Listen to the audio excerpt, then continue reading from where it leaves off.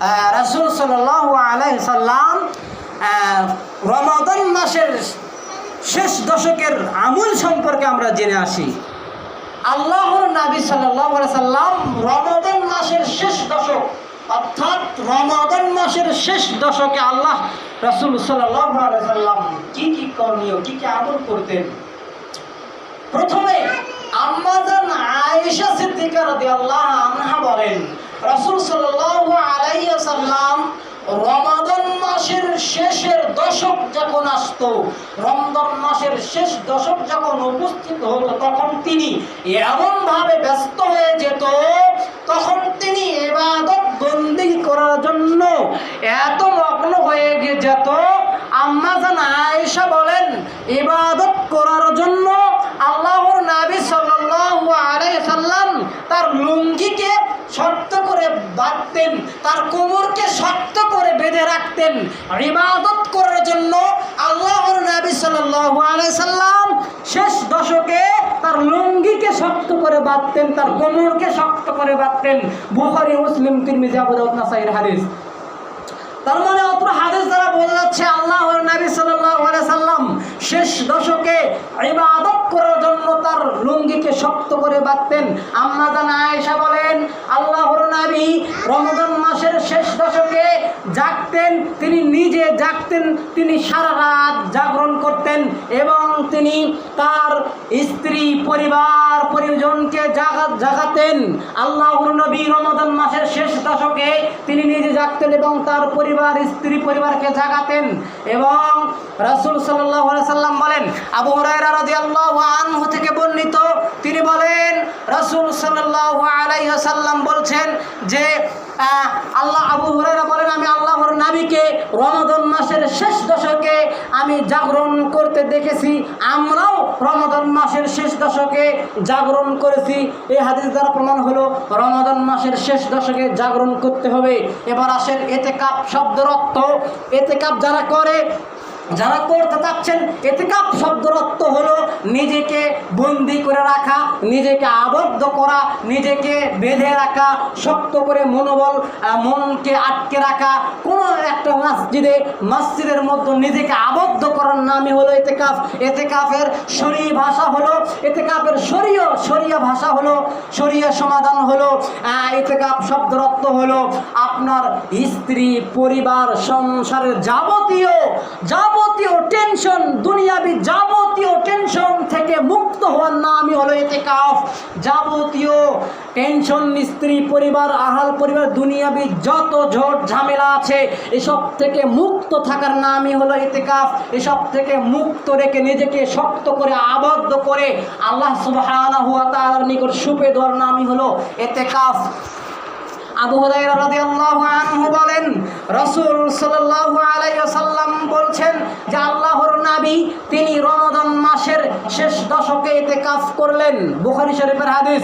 আবু হুরায়রা বলেন, আল্লাহর নবী যে বছরে ইন্তিকাল করবেন সে বছরে তিনি দুইবার ইতিকাফ করলেন, অর্থাৎ রমাদান মাসের মাঝের দশক এবং শেষের দশক ইতিকাফ করলেন। আল্লাহর নবী যেবার মারা যাবেন, যে বছরে আল্লাহর নবী মারা যাবেন, সে বছরে আল্লাহর নবী দুবার ইতিকাফ করলেন, অর্থাৎ মাঝের দশক এবং শেষের দশক ইতিকাফ করলেন। অন্য হাদিসের মধ্যে আছে আল্লাহর নবী সাল্লাল্লাহু আলাইহি সাল্লাম প্রথম দশক এবং মাঝের দশক এবং শেষের দশক ইতিকাফ করলেন। এটাও সহিহ হাদিস। অত্র হাদিসগুলো দ্বারা বোঝা গেল আল্লাহর নবী সাল্লাল্লাহু আলাইহি ওয়াসাল্লাম পুরো রমাদান মাসে ইতিকাফ করেছেন। তবে আল্লাহর নবী সাল্লাল্লাহু আলাইহি সাল্লামের মৃত্যু পর্যন্ত সুন্নতি ইতিকাফ হলো আল্লাহর নবী শেষের দশক ইতিকাফ করেছেন, এটা হলো সুন্নতি ইতিকাফ। আল্লাহর নবীর জীবন যাওয়ার আগ পর্যন্ত তিনি শেষের দশক ইতিকাফ করেছেন, এটা হলো সুন্নাতে ইতিকাফ। আর আগের যে হাদিসগুলো বললাম আল্লাহর নবী মাঝের দশক এবং প্রথম দশক ইতিকাফ করেছেন, এটাও সহিহ হাদিস, কিন্তু এগুলো প্রতিবার করেননি। কিন্তু আল্লাহর নবীর পছন্দনীয় আমল, গ্রহণযোগ্য ইতিকাফ হলো শেষের দশক, এটা হলো সুন্নতে ইতিকাফ। এবার আসেন, ইতিকাফ হলো দুই প্রকার।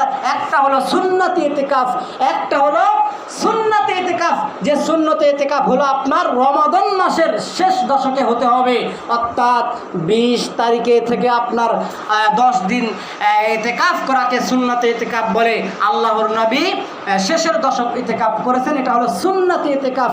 এবার আসেন ওয়াজিব ইতিকাফ। ওয়াজিব ইতিকাফ হলো যেটা আপনি মান্যত করেছেন যে আল্লাহ সুবহানাহু ওয়া তাআলা যদি আমার একটা রুগী, আপনার বাড়িতে একটা রুগী অসুস্থ মানুষ পড়ে আছে, তো আপনি মান্যত করলেন আমি একদিন মসজিদে ইতিকাফ করব বা আমি এক রাত মসজিদে ইতিকাফ করব।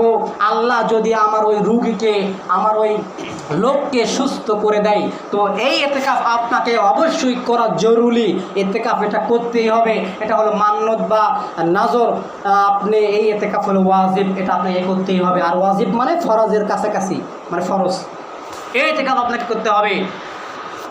ওমর রাদিয়াল্লাহু আনহু বলেন, আমি আল্লাহর নবী সাল্লাল্লাহু আলাইহি ওয়াসাল্লামকে বললাম, আল্লাহর নবী আমি জাহিলি যুগে, আমি জাহিলি আরবের যুগে আমি মসজিদে হারামে এক রাত ইতিকাফ করার জন্য মান্যত করেছিলাম, আমি নজর করেছিলাম, মান্যত করেছিলাম। তো আল্লাহর নবী ওমর রাদিয়াল্লাহু আনহুকে আদেশ করলেন, ওমর তুমি এই ইতিকাফ, তোমার মান্যত, তোমার নজর পূরণ করো। তার মানে বোঝা যাচ্ছে এই হাদিস দ্বারা যে আল্লাহর নবী এই হাদিস দ্বারা ওমরকে আদেশ করলেন যে তুমি যেটা নজর করেছো, যেটা মান্যত করেছো, এটা তোমাকে অবশ্যই পূর্ণ করতে হবে। এটা হলো ওয়াজিব, ফরজ, এটা পূরণ করতেই হবে। তার মানে এই হাদিস দ্বারা বোঝা যাচ্ছে, আরও বোঝা যাচ্ছে যে আল্লাহর নবী ওমর রাদিয়াল্লাহু আনহু জাহিলি যুগে মান্যত করেছিলেন, মানে ইতিকাফ করার ইচ্ছা করেছিলেন। তার মানে বোঝা যাচ্ছে ইতিকাফ রমজানের বাহিরেও চলে, তবে সুন্নত ইতিকাফ হলো রমজানের শেষের দশক। আচ্ছা, এবার আসেন ইতিকাফের শর্ত বলি। ইতিকাফ করার শর্ত আছে।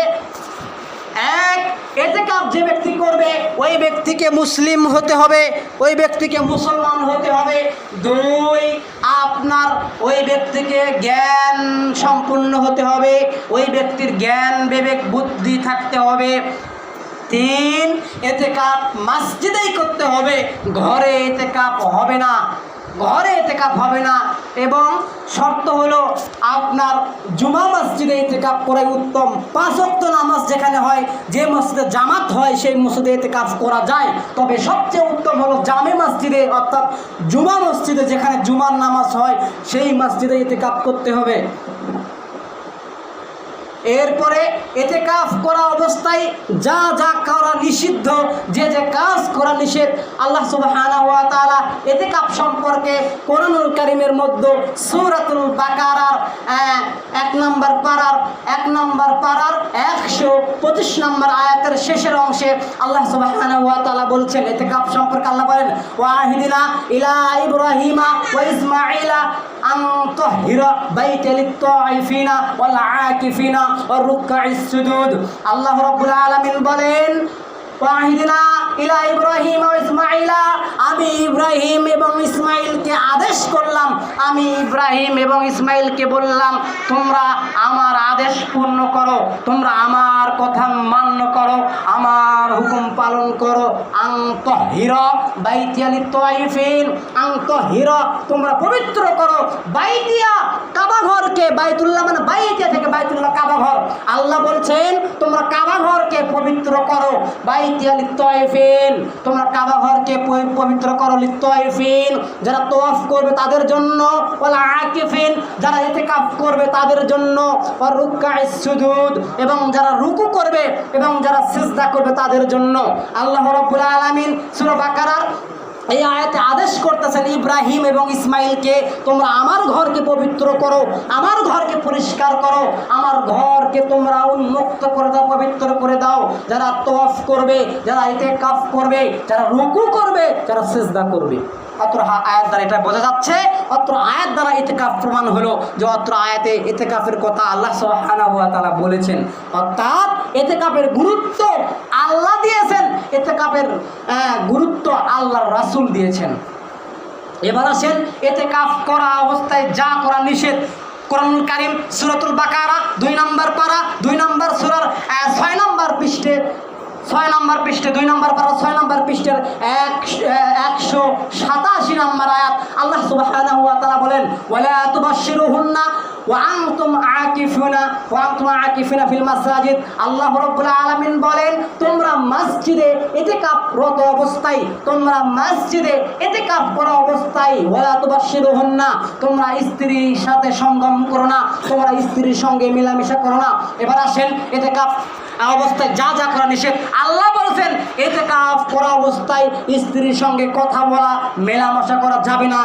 অর্থাৎ এই আয়াত দ্বারা বোঝা গেল ইতিকাফ করা অবস্থায় স্ত্রীর কাছে যাওয়া যাবে না। অর্থাৎ যারা ইতিকাফ করবে, ইতিকাফ করার শব্দের অর্থ, ইতিকাফ শব্দের অর্থই হলো নিজেকে আবদ্ধ করা, নিজেকে বেঁধে রাখা, নিজেকে আল্লাহ সুবহানাহু ওয়া তাআলার কাছে সুপে দেওয়া।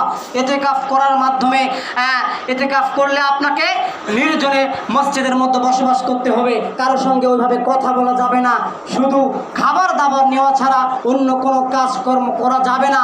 এর নাম হলো ইতিকাফ।